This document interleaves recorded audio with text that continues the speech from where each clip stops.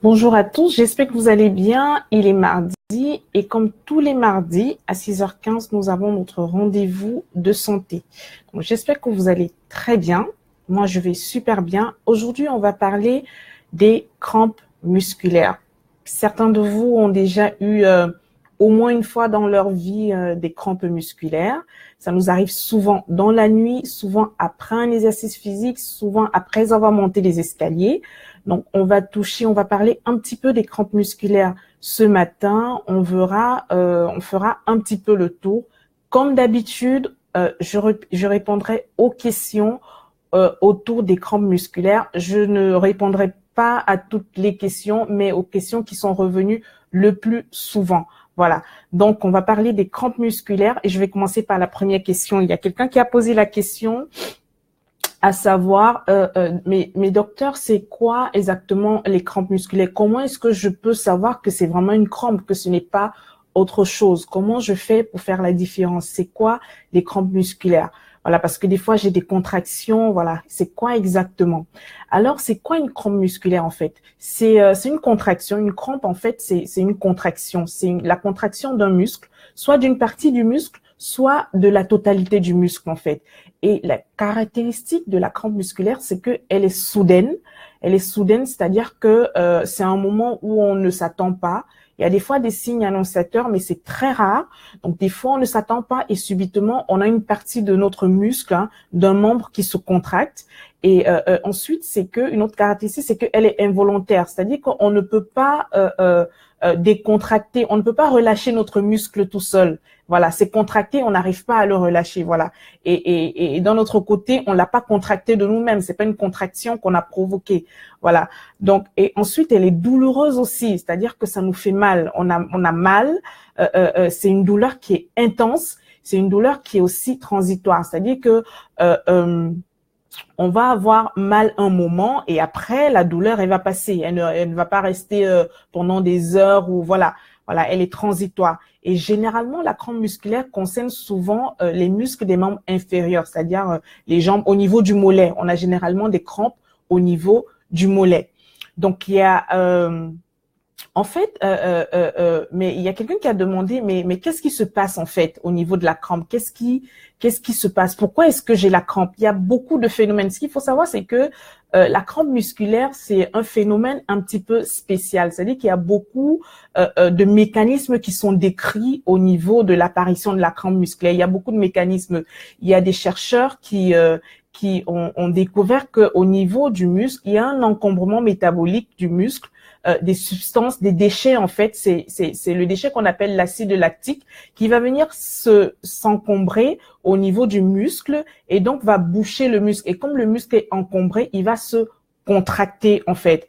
Et il y a d'autres analyses, d'autres études qui ont montré qu'il y a un jeu synaptique, c'est-à-dire que c'est un petit peu neurologique aussi la contraction de la crampe musculaire. Et il y a d'autres études qui montrent aussi que il y a aussi un problème de trouble hydroélectrolytique. Ça veut dire que il y a des minéraux, il y a des substances qui jouent un rôle aussi au niveau des muscles de nos membres et qui sont à l'origine de la crampe. Donc, c'est un phénomène assez complexe.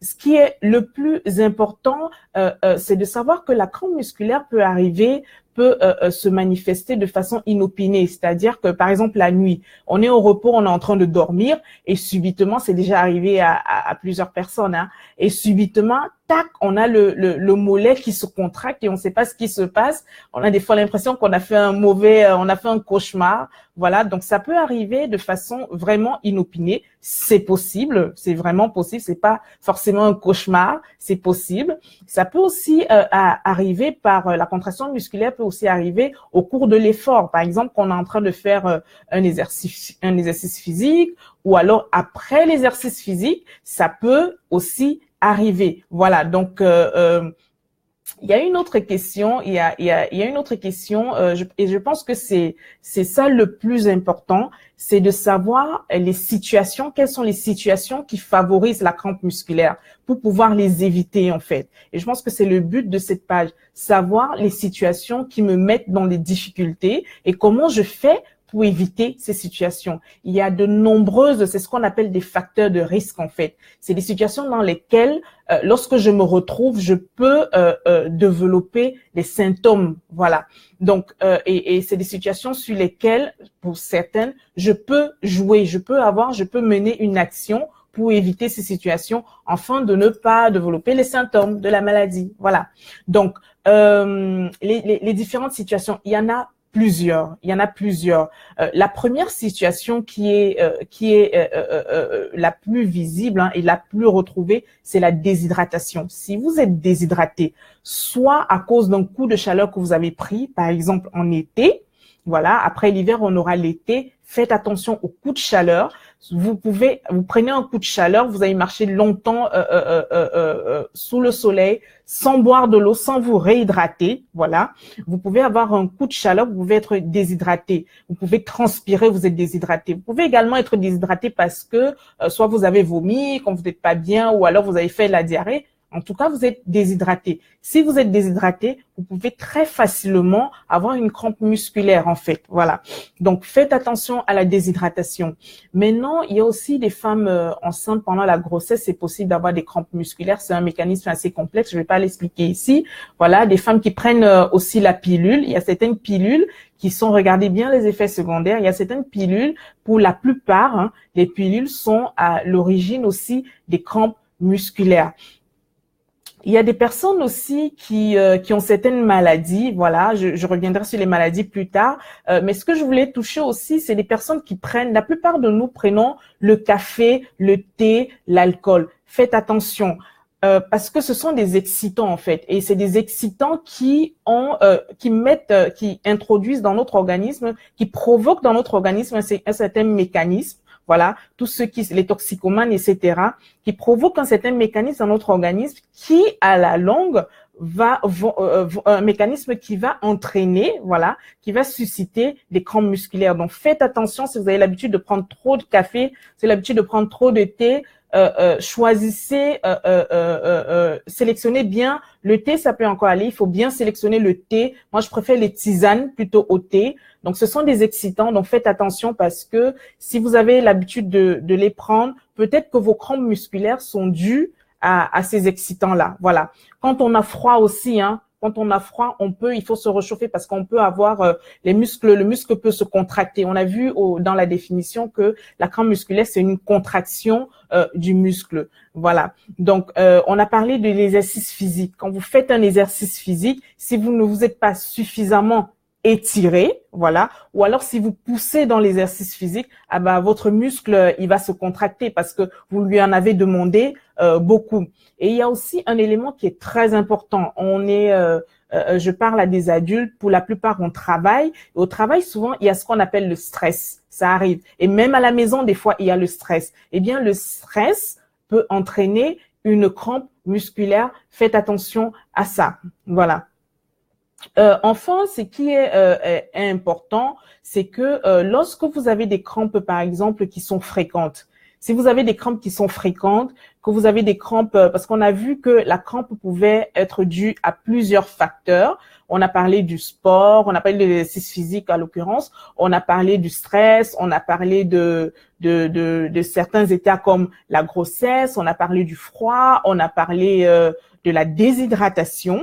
Si vous remarquez que vos crampes musculaires sont récurrentes, si vous remarquez que vous avez une fréquence de crampes musculaires très rapprochée et vous remarquez qu'elles sont invalidantes, c'est-à-dire que vous avez vraiment mal, ça vous empêche vraiment de pratiquer les activités de la vie courante. Si vous remarquez ça et vous remarquez que la localisation est inhabituelle, en général, les crampes musculaires sont souvent au niveau des jambes, mais vous remarquez que vous avez déjà les crampes au niveau des bras, par exemple, que ça dure longtemps, par exemple, ça peut cacher une maladie sous-jacente. C'est-à-dire que les crampes musculaires ne sont pas que dues au sport ou alors à une déshydratation simple ou alors au simple café qu'on a pris. Ça peut être ça, mais ça peut aussi également être une maladie derrière. Il y a plein de pathologies qui ont pour conséquence ou pour symptômes des crampes musculaires. Les maladies neurologiques, par exemple. Vous avez certaines maladies neurologiques comme la maladie de Parkinson qui peuvent entraîner une crampe musculaires. Certaines maladies comme la sclérose latérale amyotrophique qui peuvent entraîner une crampe musculaire. Ensuite, il y a certaines maladies hormonales, par exemple les maladies qui sont liées à un déséquilibre de vos hormones comme le diabète. Ah oui, vous pouvez avoir aussi une crampe musculaire, voilà. Et des fois, vous avez un trouble sanguin, un trouble au niveau de certains minéraux dans le sang, par exemple une anomalie du potassium, par exemple une carence en magnésium, en calcium ou en phosphore. Donc ces déséquilibres-là aussi, peu importe la cause, ces déséquilibres-là peuvent aussi être à l'origine d'une crampe musculaire. Donc, il n'y a pas que le thé, le café, le sport. Il y a aussi certaines maladies qui sont en dessous, qui peuvent cacher certaines maladies qui peuvent être cachées, voilà, par la crampe musculaire. Donc, il faut faire attention. Il y a des maladies cardiovasculaires, les personnes qui ont des varices, par exemple, des membres inférieurs, les personnes qui ont des artérites. Il y a des infections. Certaines infections peuvent provoquer, comme la grippe. On peut avoir la grippe, ah oui, il y a des maladies virales comme la grippe. On peut avoir la grippe et avoir une crampe musculaire. Donc, il faut faire aussi attention à ça. Voilà. Donc, ce qui est important, c'est pour ça que lorsque vous avez une crampe musculaire qui est invalidante, qui dure, qui se répète, qui est intense et qui vous empêche d'accomplir les activités de la vie quotidienne, allez consulter rapidement un médecin parce que peut-être que gérer votre stress ne suffira pas simplement. Peut-être qu'il y a une maladie parmi les maladies que j'ai citées, il y a peut-être une maladie derrière. Et le rôle du médecin sera d'investiguer, de savoir qu'est-ce qui est à l'origine de la crampe musculaire et de traiter le mal. Voilà. Donc, il y a quelqu'un qui a demandé, mais docteur, mes crampes sont récurrentes, est-ce que ça se soigne? Parce que moi, j'ai vu un médecin, il m'a prescrit des suppléments en magnésium, en phosphore, en potassium, etc. Mais ça revient souvent. Donc, est-ce que finalement, la crampe musculaire se soigne? Ce qu'il faut savoir, c'est que dans la plupart des cas, en fait, on n'a pas vraiment besoin de traitement. Aucun traitement n'est justifié dans la plupart des cas. C'est pas dans tous les cas, mais c'est dans la plupart des cas. C'est-à-dire que c'est les crampes musculaires qui arrivent comme ça, et ensuite il faut poser les actes qu'il faut pour relaxer le muscle, pour le détendre, pour détendre le muscle, et après ça passe. Ça c'est dans la plupart des cas. Voilà. Ce qui est bien, c'est que lorsque votre crampe musculaire survient, ce qu'il faut faire, c'est qu'il faut étirer votre muscle en fait.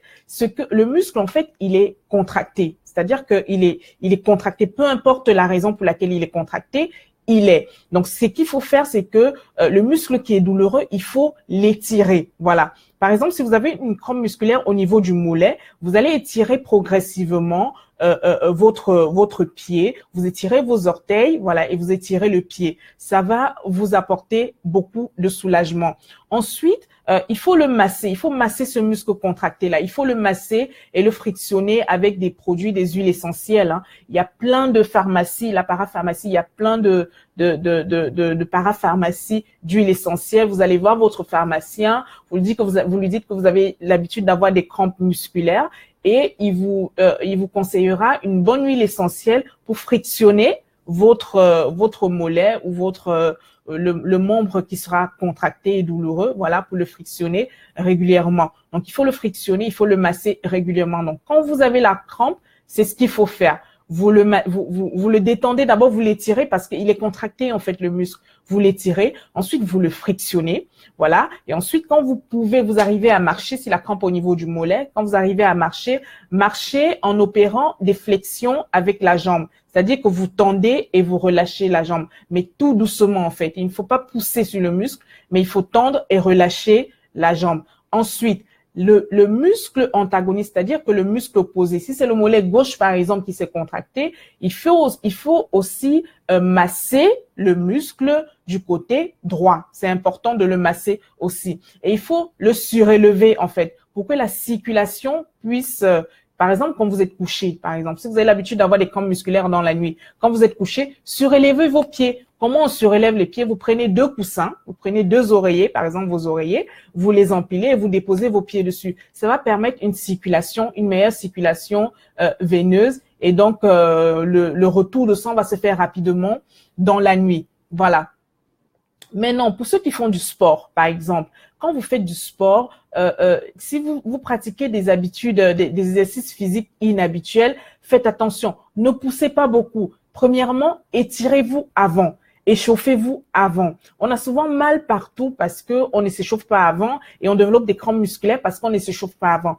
Échauffez-vous avant et ensuite, quand c'est une nouvelle activité, bonjour Agathe. Quand c'est une nouvelle activité, ne poussez pas beaucoup parce que si vous poussez beaucoup, même si vous n'avez pas la crampe musculaire pendant l'exercice physique, il est très possible que vous l'ayez après. Voilà, c'est très important. Maintenant, comme je disais, si les crampes musculaires sont répétées, consultez votre médecin. Il va vous faire des examens complémentaires, il vous fera des analyses, vous fera une exploration biologique. Comme on a vu, une crampe musculaire peut être due à un dysfonctionnement au niveau biologique. Voilà. Il va vous faire des examens radiologiques et s'il soupçonne une maladie derrière, il va traiter la maladie. Il va la traiter. Il va vous donner peut-être une supplémentation en magnésium, en potassium, en ce qui vous manque. Il vous donnera peut-être des myorelaxants, en fait. C'est des médicaments qui permettent, myorelaxants, ça vient de muscles. C'est des médicaments qui permettent de relaxer les muscles, en fait. Il vous prescrira.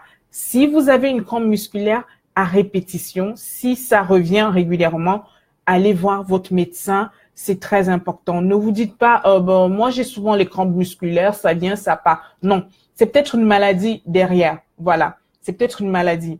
Donc vous à la maison, qu'est-ce que moi je veux que vous fassiez? À la maison, je veux que vous vous réhydratez.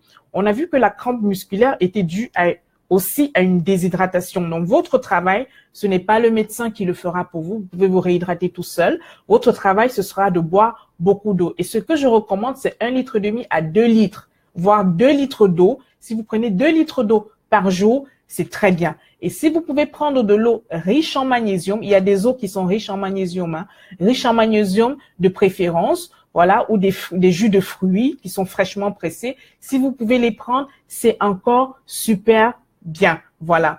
En ce qui concerne les supplémentations en calcium, en magnésium et tout ça, voyez votre médecin pour qu'il vous prescrive. N'allez pas acheter du magnésium comme ça dans les boutiques. Je sais pas si ça se vend dans les boutiques. Normalement, c'est dans les pharmacies.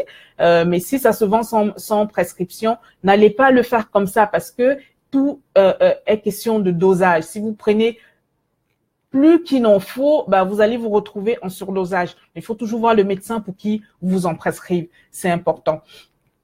Maintenant, j'aimerais parler du miel parce que le miel c'est un élément qui est très important et de plus en plus, on l'utilise de plus en plus. Le miel a beaucoup de vertus. Ça permet de calmer les crampes musculaires. Je connais des personnes qui en utilisent et quand elles prennent le miel, soit dans une tartine, des gens qui ont l'habitude de prendre régulièrement du miel, ça calme les crampes musculaires. Donc, si vous avez du miel à la maison, prenez. C'est quelque chose qui peut marcher pour votre voisin et ne marche pas pour vous, ou qui peut marcher pour vous et ne marche pas pour le voisin. Voilà. Mais il y a des personnes qui, quand elles ont des crampes musculaires, elles prennent du miel et ça leur fait du bien. Voilà. Donc, essayez, peut-être que ça vous fera du bien. Moi, j'aime beaucoup les tisanes, en fait. On disait tout à l'heure que la crampe musculaire est due des fois à un excès de stress. Un excès de stress. Et les tisanes permettent, il y a des tisanes qui sont relaxantes. Voilà. Il y en a maintenant en surface, on les vend, même pas en parapharmacie, même dans les supermarchés, des tisanes qui sont relaxantes. Prenez des tisanes, ça vous fera du bien. Mais non, il n'y a pas que la tisane. C'est-à-dire que vous n'allez pas prendre la tisane et aller vous plonger dans une situation de stress en vous disant, le soir, je prendrai la tisane et tout ira bien. Non. Évitez les situations de stress. Voilà. Que ce soit au travail, que ce soit à la maison. Évitez les situations de stress parce que ça ne vous et la crampe n'est pas que la seule conséquence. Les maladies cardiovasculaires, il y a tellement de pathologies qui sont dues aux situations de stress. Donc, si vous pouvez les éviter, évitez-les et vous serez plus en santé que voilà.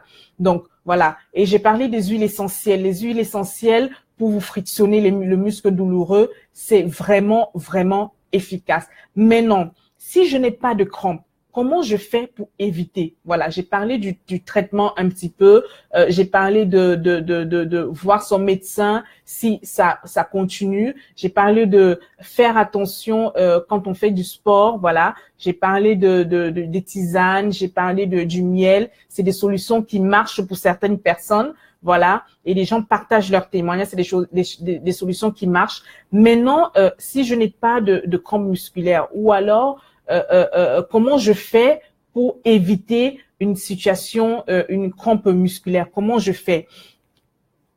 La première des choses, si c'est une maladie qui est derrière ça, vous ne pourriez pas éviter. Il faut aller voir le médecin, ça c'est sûr. Maintenant, la première des choses, c'est qu'il faut boire beaucoup d'eau. Et la réhydratation ne soigne pas que la crampe musculaire. Je veux dire, elle n'intervient pas qu'au niveau de la crampe musculaire. L'hydratation, elle intervient à tous les niveaux. Vous avez besoin de boire beaucoup d'eau pour votre corps, pour votre santé. Buvez beaucoup d'eau. Voilà. Buvez beaucoup d'eau, minimum 2 litres par jour. Maintenant, si vous devez faire une activité physique, vous n'allez pas vous contenter de 2 litres. Il faut boire avant, pendant et après l'effort. Vous allez boire beaucoup plus parce que quand vous faites une activité physique, vous transpirez. L'activité physique, ce n'est pas qu'aller à la gym. L'activité physique, c'est aussi marcher. L'activité physique, c'est aussi monter des escaliers. L'activité physique, c'est tout ce qui vous fait, tout ce qui vous met dans une situation où vous faites de l'effort. Il faut toujours vous réhydrater. C'est très important. Ensuite, quand vous faites votre activité physique, j'en ai parlé tout à l'heure, échauffez-vous. Échauffez-vous avant la séance d'entraînement. Échauffez-vous, étirez-vous. Ça va permettre de tendre les muscles. Ça va permettre de préparer les muscles à l'activité physique. Si vous ne vous échauffez pas, vous aurez la crampe soit pendant, soit après l'activité physique. Et ne poussez pas beaucoup dans l'entraînement. Voilà. Ne poussez pas beaucoup. 30 minutes d'entraînement, c'est déjà pas mal. Voilà. Ne poussez pas beaucoup. 30 minutes par jour, c'est déjà pas mal. Voilà. Et si vous ne faites pas le sport par jour, n'allez pas, si vous faites le sport une fois par semaine, n'allez pas faire 3 heures, 4 heures de sport parce que vous le faites une fois par semaine. Non, fragmentez pour permettre à votre corps de récupérer aussi. C'est important de fragmenter.